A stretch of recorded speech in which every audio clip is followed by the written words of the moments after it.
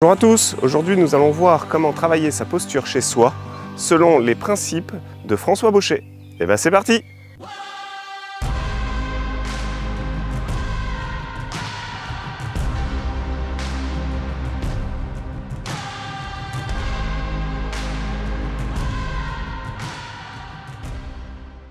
Avant de passer à la pratique montée selon les principes d'Étienne Bedan, je tenais à venir refaire un point sur la notion de posture.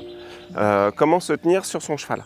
Et puis, force est de constater au travers des différents stages, que ce soit sur des cavaliers débutants ou confirmés, que les cavaliers montant une fois, deux fois ou trois fois par semaine, ce n'est pas suffisant pour pouvoir avoir un renforcement musculaire et un gainage qui soit propice, on va dire, au bon maintien de notre corps sur le cheval. Et donc je me suis demandé tout simplement comment on pouvait mettre en place un système que chacun pourrait construire chez soi avec 2-3 bricoles qui ne coûtent pas cher et qui permettraient à tout à chacun de pouvoir s'entraîner à la maison dans sa renforcement de posture, gainage, etc. pour ensuite, quand il va pratiquer à cheval dans sa structure équestre, déjà avoir un corps qui soit préparé. Donc je vais vous expliquer là dans la première partie de la vidéo les exercices qu'on peut faire chez soi en utilisant le matériel que j'ai là. Et ensuite dans la deuxième partie de la vidéo, je reviendrai davantage sur comment j'ai construit ce cheval d'arçon pour une centaine d'euros. Alors, pour le travail de la posture, donc on va commencer avec le haut du corps. Le principe, il est d'avoir une ceinture scapulaire ici à ce niveau-là qui soit bien ouverte. Et donc du coup, pour avoir cette ceinture scapulaire bien ouverte, il va falloir prendre de grandes inspires de façon à ouvrir sa cage thoracique. Et ça se fait par la respiration. Donc c'est pour ça qu'il est vraiment important de respirer correctement à cheval. Donc dire, voilà, j'ouvre ma ceinture de façon à avoir un empilement de l'ensemble de mes cervicales les unes sur les autres pour vraiment en ressentir tout le poids dans mes fesses. C'est-à-dire que je dois avoir ce ressenti de me dire, ah oui, je sens que quand je me tiens là, j'ai chaque cervicale, lombaire, etc. qui viennent s'appuyer bien dans l'axe l'une des autres pour venir vraiment appuyer sur l'arrière de mes fesses. Donc, et une fois que je suis ici, je vais pouvoir ensuite tourner ma tête, donc à droite et à gauche, comme ceci, voilà, en veillant bien à faire en sorte que mes épaules restent fixes, c'est-à-dire avoir une mobilité de la tête de droite à gauche, de bas en haut, en ayant une stabilité du corps. Bien, une fois que ça c'est fait, tout en ayant cette ceinture scapulaire bien développée, donc la cage thoracique qu'on tend à ouvrir de par l'avant, ce qui provoque généralement un rapprochement des omoplates derrière. À partir de ce moment-là, en étant bien assis, je vais faire en sorte de venir gonfler mon ventre de façon à venir appuyer sur la ceinture vers l'avant, mais aussi comme si je voulais aussi pousser ma colonne vers l'arrière. Et à ce moment-là, ça va me permettre de tenir mon dos dans son ensemble de façon, on va dire, le plus aligné possible. Et je gonfle donc mon ventre, je pousse fort sur ma ceinture, comme derrière sur ma colonne vertébrale. À partir de ce moment-là, pour renforcer donc du coup mon maintien, là je vais pouvoir venir prendre des poids donc de 5 kg à une quinzaine de kilos pour ceux qui en ressentiraient le besoin. Et donc du coup avec ces poids, les rapprocher de mes épaules comme ça. Donc ça on peut en trouver dans toutes les dans tout un tas de magasins de sport, mais ça peut être aussi un poids tout simplement avec une barre de fer ou quelque chose de extrêmement qu'on va retrouver possiblement n'importe où. C'est vraiment l'idée d'avoir un poids. Et à partir de là, je vais venir le mettre en avant ce poids et je vais venir gainer comme ça. Et à ce moment-là, ça va me demander tout simplement de stabiliser et de tenir tout ma colonne et aussi de venir tenir de façon très efficace mon rein. Et c'est ce qui va faire que en fait, le bas de mon dos se fixant par le fait de tenir le poids comme ça, ça va me permettre, en étant à cheval, de pouvoir tenir la posture sans, au moindre à-coup, au moindre changement d'allure ou quoi que ce soit, m'affaisser et retomber vers l'avant. Donc, en fait, là, on va faire tout simplement du gainage. Ce gainage, il consiste à dire je tiens. Et puis, alors, l'idée, c'est pas de forcer jusqu'à temps qu'on n'en puisse plus. Il y a un moment donné, on sent que ça tire. Hop, je relâche, je rapproche le poids de moi. Et puis, comme ça, je respire, je prends le temps et je rééloigne. Hop, et puis, une fois que j'ai éloigné le poids, je le ramène à moi. Donc voilà. Donc ça, c'est des successions, on va dire, d'actions, de gainage, qui vont vous permettre donc vraiment de renforcer la tenue de l'ensemble de votre dos jusqu'à votre assiette. Ensuite, on va venir un petit peu plus parler des cuisses. Donc les cuisses, le but du jeu, c'est que la cuisse soit vraiment dans un travail où elle est à plat. Donc la première chose qu'on va faire, c'est mettre notre cuisse à plat. Donc pour ça, il va falloir, bien souvent on a tendance à cheval, pour demander au cheval d'avancer ou pour se cramponner, à tourner nos pointes de pied vers l'extérieur et donc du coup à mettre notre mollet vraiment au contact et la cuisse ici est complètement décollée. Alors que l'idée, de façon à avoir une bonne tenue au niveau des cuisses, ça va être de venir tourner notre talon vers l'extérieur, de façon à avoir le plat de la cuisse qui vienne s'incruster dans la selle jusqu'au genou, et donc du coup d'augmenter le maximum la surface de contact entre la selle et la cuisse. Et donc ce avec mes deux jambes, et une fois que je suis ici, je vais venir travailler tout simplement sur le fait de venir serrer mes adducteurs. Donc en serrant mes adducteurs, je vais venir compresser ma selle. Et donc je tiens comme ça quelques secondes et à un moment donné, quand ça commence à tirer, je relâche. Voilà, je respire, je prends le temps et je recommence une fois que je me sens relâché de nouveau. Je viens serrer mes adducteurs et ensuite je relâche de nouveau. Voilà, une fois que ça c'est fait, une fois que j'ai relâché mes adducteurs, une fois que j'ai renforcé, donc je peux faire plusieurs séries comme ça. Ensuite, je vais pouvoir venir, donc du coup, au contraire, étirer, donc du coup, chercher à écarter ma jambe de la selle. C'est-à-dire que j'écarte ma jambe gauche, hop, j'écarte ma jambe droite, je tiens, je relâche. Et ainsi de suite. J'écarte à gauche, je tiens, je relâche. J'écarte à droite, je tiens, je relâche. L'idée, c'est de réussir à écarter la cuisse de la selle de façon à augmenter tout simplement la souplesse de nos hanches. Donc, tant je vais venir provoquer l'écartement, tenir, puis relâcher. Tant je vais provoquer le resserrement, tenir et relâcher. Alors, c'est d'autant plus profitable de le faire ici sur un cheval d'arçon que ça pose d'autres problèmes que de le faire en selle. C'est-à-dire que là, on va renforcer les adducteurs parce que dans un premier temps, un cavalier, enfin moi c'est ce que je constate, il a besoin de se sentir sécurisé pour pouvoir ensuite se décontracter totalement. Et donc, du coup, pour se sentir sécurisé, il a besoin de se sentir, de sentir qu'il tient en selle. Et donc, ce qui va nous permettre de nous tenir en selle, ça va être toutes les zones de contact du genou jusqu'à l'assiette. Et jusqu'aux fesses. Et pour ce faire, eh ben, ça demande à renforcer nos adducteurs. Alors il est vrai qu'on vous dira souvent, oui, mais il ne faut pas se contracter, il ne faut pas serrer.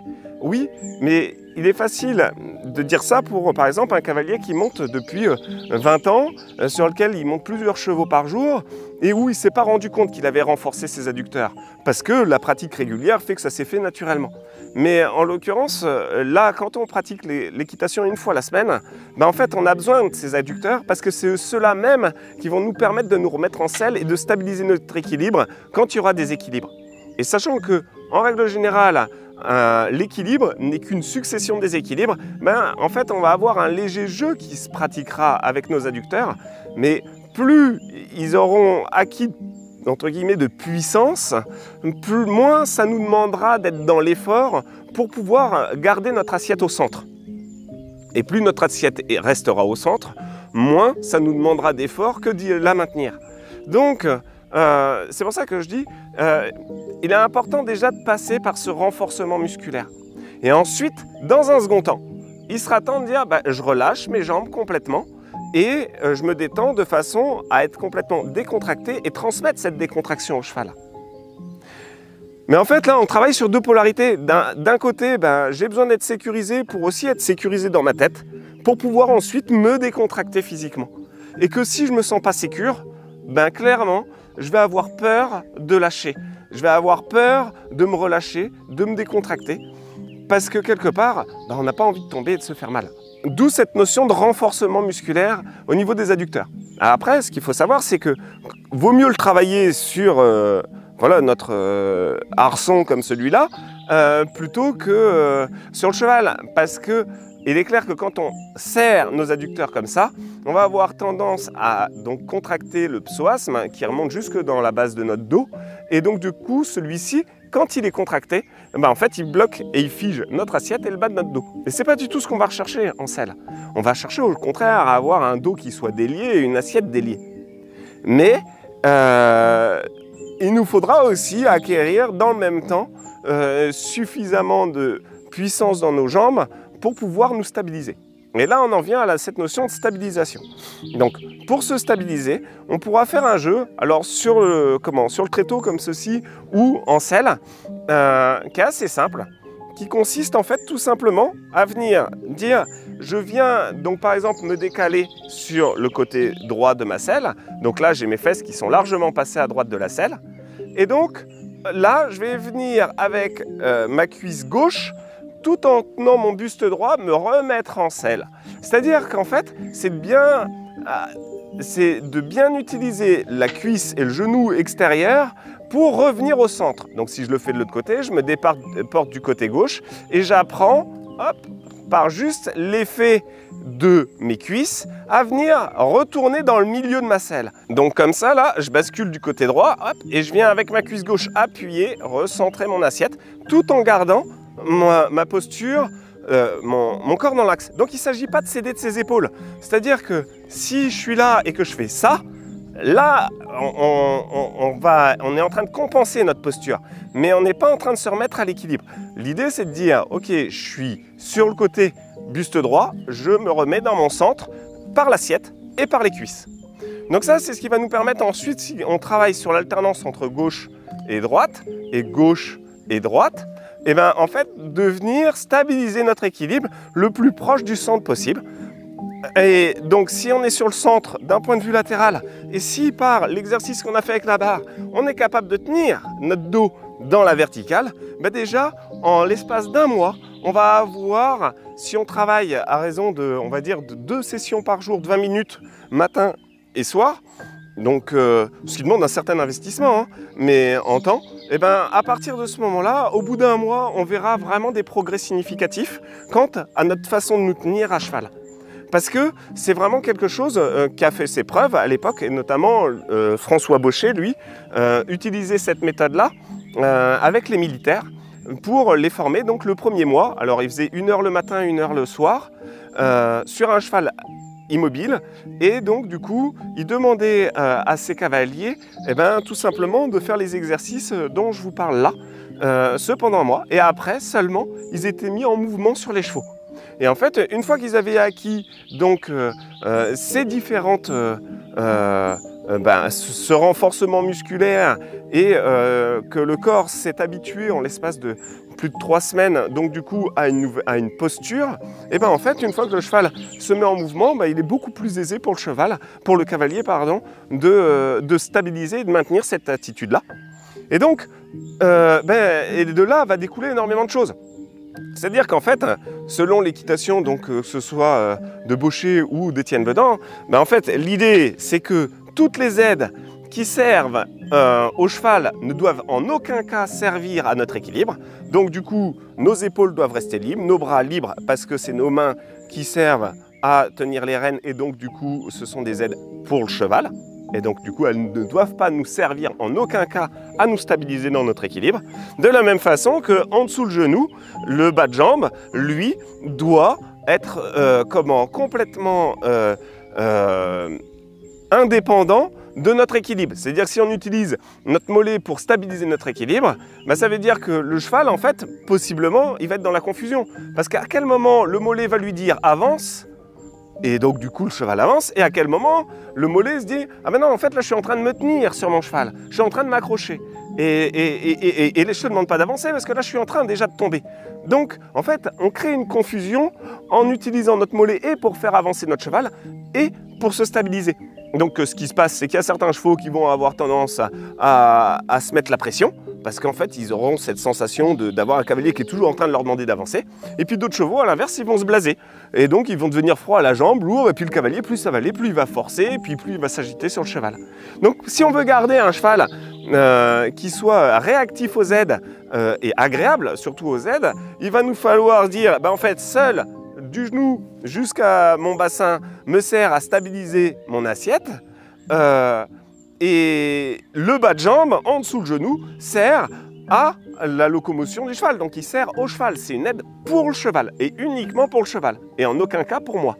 Ensuite, dans les mouvements que propose François Baucher pour entraîner la posture du cavalier, il propose donc du coup toujours dans cette cuisse à plat de venir avoir le cavalier qui vient remonter donc son talon le plus haut possible comme ceci, hop, de façon à avoir un bas de jambe qui travaille complètement indépendamment de l'équilibre du cavalier et ce qui l'aidera ensuite à la bonne utilisation de sa jambe lors du travail monté.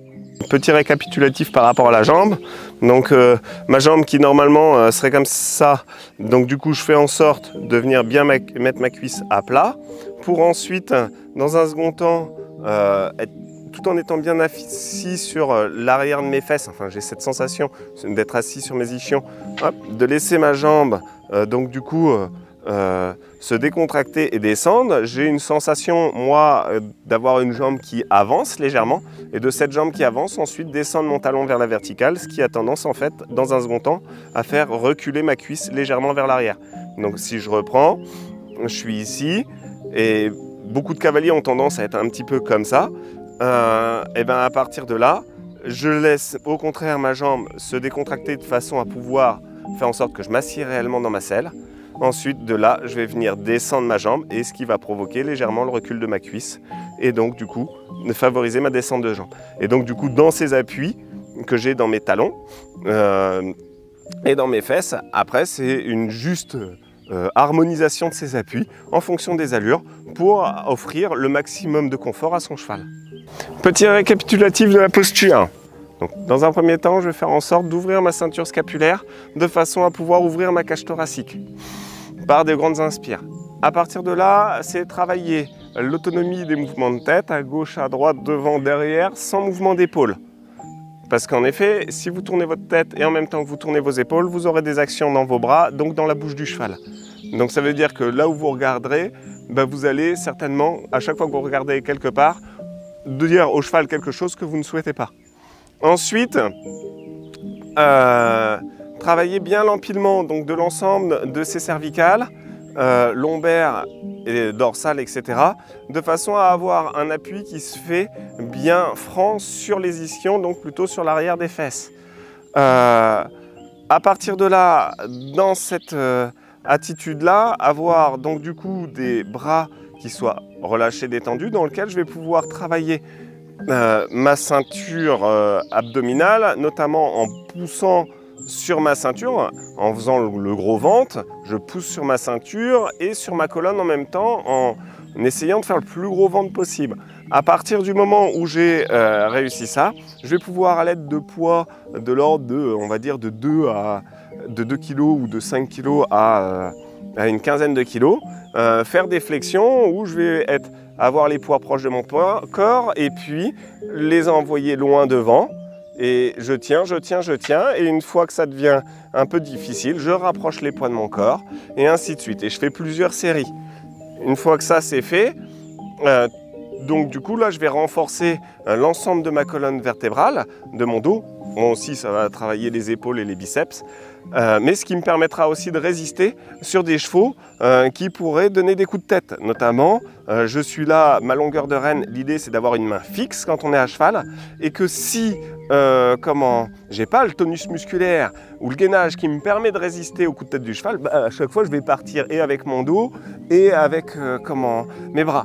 Or, si j'ai ce tonus musculaire, ça va me permettre de résister aux coups que peut donner le cheval, il n'est pas question de tirer à ce moment-là. C'est un peu comme un anneau d'attache le fait quand un cheval est attaché avec sa longe. L'anneau d'attache, il ne tire pas, il résiste. Et à partir du moment où le cheval relâche la longe, elle est détendue.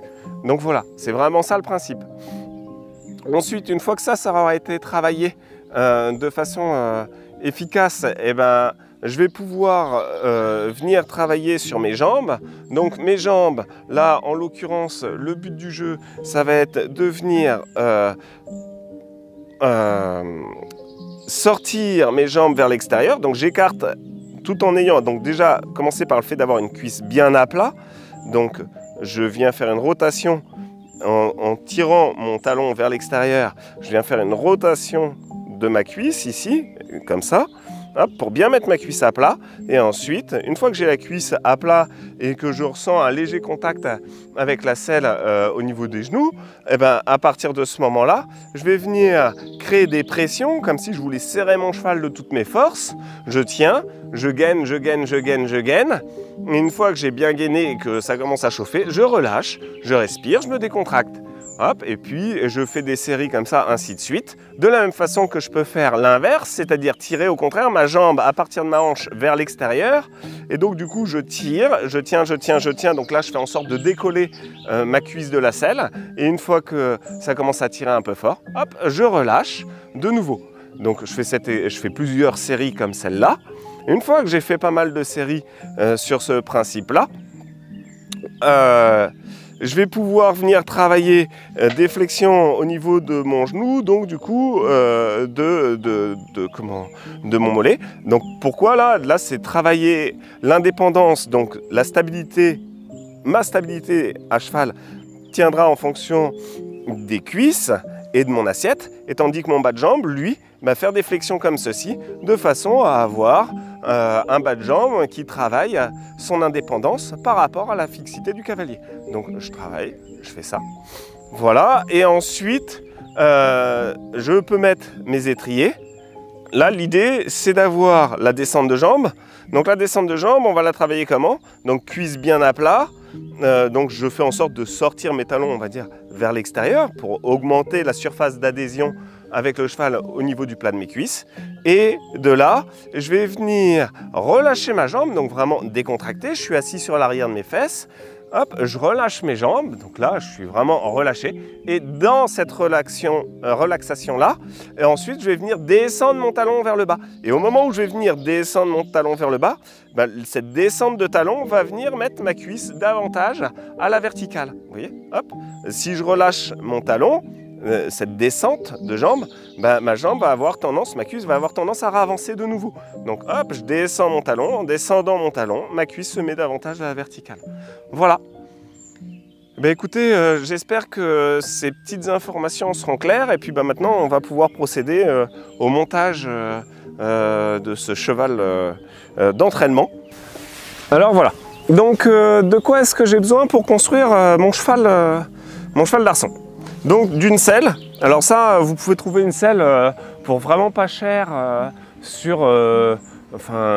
d'occasion, en synthétique, etc. Je pense pour une cinquantaine d'euros, vous pouvez très bien trouver une selle de dressage ou 60 euros qui est juste faite, dans lequel vous ne serez pas particulièrement bien, mais sur lequel vous allez pouvoir travailler votre posture. Du moment que ce soit une selle qui soit quand même orientée dressage. À partir de là, donc du coup, selle, avec moi j'ai les tapis de selle, le tapis de selle qui va avec. Ensuite une serviette de bain, une serviette de plage plutôt, une grande serviette. Une sangle qu'on retrouvera un peu dans n'importe quel type de magasin de bricolage. Et un tréteau. Alors des tréteaux, alors ceux-là, ce sont des tréteaux qui font 80 cm. Je vous conseille d'en prendre des en 90 cm, voire il en existe en 1 mètre. Alors pour une vingtaine d'euros, hein, vous trouvez ça. Des sangles, c'est quelques euros. Bon, une serviette de plage usagée. Et ça, vous en trouverez aussi dans n'importe quel magasin de bricolage. Et enfin, des ballons de gym ou pour les femmes enceintes. Et c'est pareil, pour une quinzaine d'euros, vous en trouvez. Alors celui-là, il doit faire 55 ou 65 cm de diamètre à peu près. Voilà.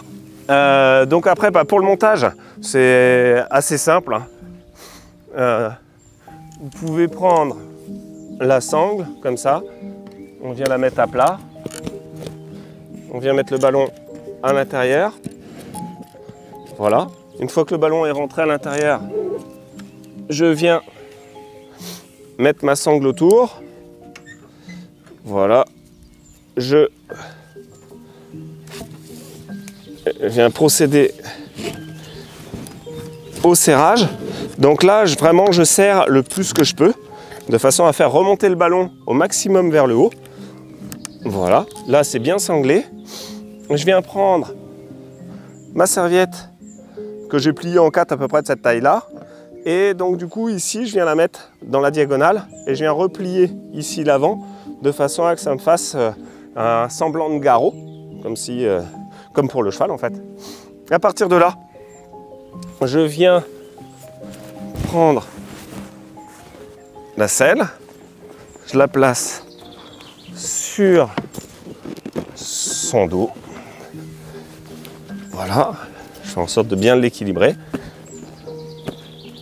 Ok. Et je viens mettre la sangle tout simplement dessous et je viens sangler. Alors là, il sera bien évidemment plus judicieux de prendre une sangle courte. Voilà, je sangle et ça y est, mon cheval d'arçon est prêt. Je peux enfin monter dessus et puis je peux commencer mes exercices. Voilà, et ben j'espère que cette vidéo vous sera utile. Je vous souhaite de bien vous amuser avec vos chevaux et à bientôt. Nous sommes heureux de vous accueillir dans notre écurie en Suisse normande. En vous inscrivant à notre newsletter, vous serez tenu informé des dates de stage et masterclass animées par Alice et Antoine Castillon, ainsi que des intervenants de renom, sur des thématiques telles que le travail à pied, avoir un cheval serein en extérieur, le dressage classique, l'éducation du jeune cheval et bien d'autres encore. A très vite! Vous trouverez le lien pour vous inscrire à la newsletter dans la description.